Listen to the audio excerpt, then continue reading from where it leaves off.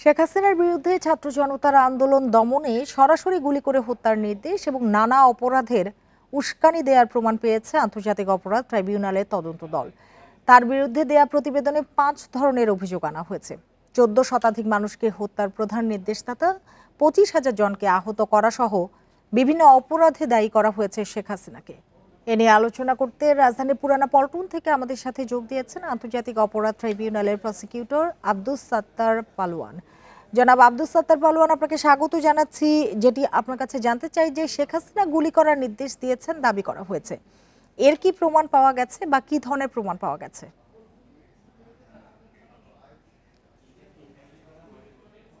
আসলে তদন্তে আমাদের রিপোর্টটি হাতে এসেছে এবং আমাদের মাননীয় চিফ প্রসিকিউটর মহোদয় বলেছেন যেখানে সাধারণত এই ধরনের সুপিরিয়র রেসপন্সিবিলিটি, কমান্ড রেসপন্সিবিলিটি যাদের বিরুদ্ধে থাকে, তাদের বিরুদ্ধে অভিযোগ থাকে, হয় তারা নির্দেশ দিবে অথবা তারা এই অপরাধগুলো সংগঠিত হতে থাকবে সেটা তারা বাধা দিবে না, প্রতিহত করবে না।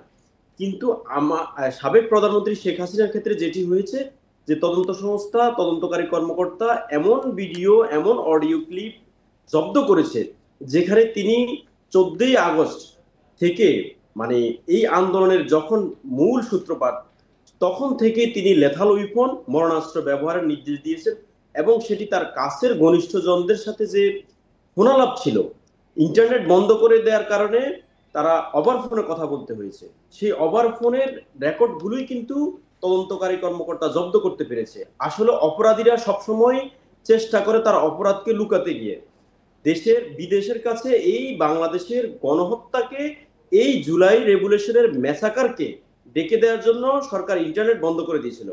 সেই ইন্টারনেট বন্ধ করে তারাই আবার ওভার ফোনে কথা বলে আজকে তাদের ফোন আলাপেই তারা ফেসে গিয়েছে। সেটি আমাদের চিফ প্রসিকিউটর মহোদয় বলেছেন যে আমরা অডিও ক্লিপ পেয়েছি, ভিডিও পেয়েছি যেখানে তিনি সরাসরি নির্দেশ দিয়েছেন গুলি করার জন্য এবং তিনি যেখানে বলেছেন হেলিকপ্টার থেকে পানি ছিটানোর কথা তিনি বলেছেন, উদ্ধারের কথা বলেছেন, অথচ তদন্তকারী কর্মকর্তা, তদন্ত সংস্থা প্রমাণ পেয়েছেন যেগুলো হেলিকপ্টার ব্যবহার করে আমাদের এই নিরীহ নিরস্ত্র সাধারণ ছাত্র জনতাকে হত্যার তিনি সরাসরি নির্দেশ দিয়েছেন এবং মানবতা বিরোধী অপরাধে নানা অপরাধে উস্কানির প্রমাণও নাকি পাওয়া গেছে। এর দালিলিক প্রমাণ আসলে কি হতে পারে বা সাধারণত কি হয়?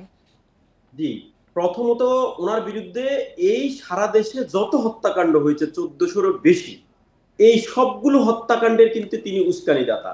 সেটা কিন্তু ওনার পত্রিকার যে রিপোর্ট অথবা চায়না থেকে ফিরে তিনি 14 তারিখে যে প্রথম 14 জুলাইতে যে তিনি সংবাদ সম্মেলন করেছেন, সেই সংবাদ সম্মেলনে তিনি যে পুরো নিরীহ নিরস্ত্র ছাত্র জনতাকে রাজাকার আখ্যা দিয়ে বা রাজাকারের নাতিপুতি আখ্যা দিয়ে তাদের উপরে হত্যাকাণ্ডকে একটা বৈধতা দেয়া এবং সেটি তিনি তার অধীনস্থ স্বরাষ্ট্র মন্ত্রণালয় এবং পুলিশ সহ বিভিন্ন বাহিনীকে তিনি নানাভাবে, এমনকি বিশ্ববিদ্যালয়ের বিসি শিক্ষকদেরকেও তিনি নানাভাবে প্ররোচিত করেছেন, উস্কানি দিয়েছেন এই হত্যাকাণ্ডগুলি সংগঠিত করতে। এবং তার সরাসরি উস্কানি ছাড়া, তার সরাসরি প্ররোচনা ছাড়া, নির্দেশ ছাড়া এত বড় গণহত্যা, এত বড় ম্যাসাকার, এত জঘন্য মানবতা বিরোধী অপরাধ সংগঠিত হতে পারে না। এবং তার সপক্ষে সকল প্রমাণই আমাদের তদন্ত সংস্থা পেয়েছে। এবং শুধু যে অডিও ভিডিও ক্লিপ তা না, এগুলার যারা সাক্ষী, মৌখিক যে সাক্ষী আদালতে যারা দিবেন সেরকম কিন্তু খুব আব্দুস সাত্তার পালোয়ান, ছোট্ট করে একটু জানতে চাই, এই যে গণহত্যার নির্দেশদাতা হিসেবে শেখ হাসিনার সর্বোচ্চ শাস্তি কি হতে পারে? আমাদের আইনে সর্বোচ্চ শাস্তি মৃত্যুদণ্ড। এবং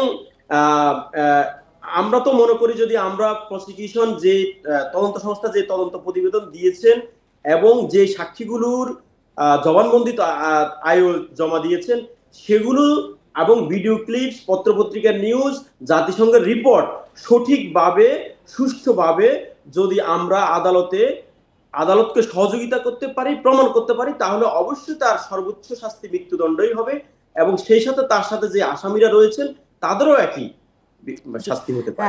আব্দুস সাত্তার পালোয়ান, আপনাকে অনেক ধন্যবাদ আমাদের সাথে যোগ দেওয়ার জন্য, আমাদের সময় দেওয়ার জন্য।